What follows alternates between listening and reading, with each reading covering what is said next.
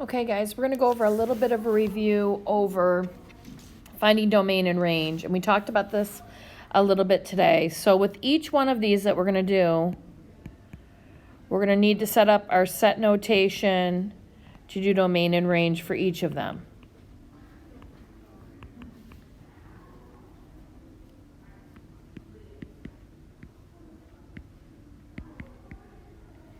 Okay, now I am going to use a little bit of my highlighter just to help myself, but to do domain, I have to look at the first value of the points.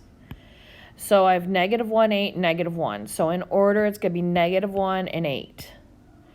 If -1 appears twice, like it does here, we are not going to repeat it twice. We're just got to make sure it's in the list once. Okay, now, if I go and look at the y values, this is going to help me get my range. So I have 7, 4, and 3. So if I put them in order, 3, 4, and 7. Make sure there are commas between them using the set notation before and after.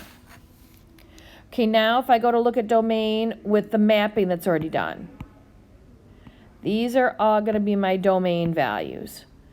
So in order, 8, 11, and 20 from smallest to biggest.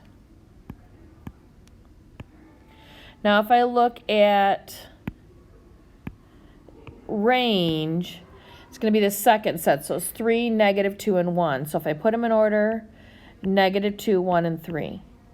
Now normally this mapping would be an issue because normally it goes from smallest to biggest in there. So you do have to rearrange it a bit. Okay, now if I'm looking for domain, these are all of my input values.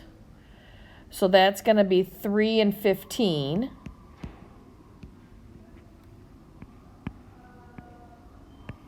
My output values are going to be my range. So none of those repeat, so just in order, it's going to be -2, 1, and 6.